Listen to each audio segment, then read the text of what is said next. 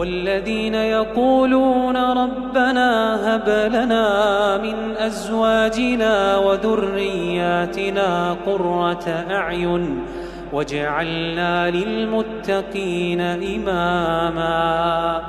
أولئك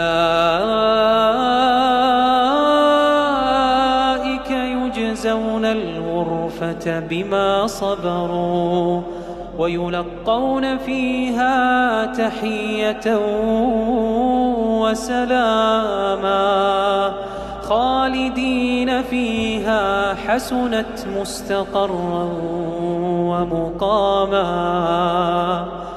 قل ما يعبأ بكم ربي لولا دعاؤكم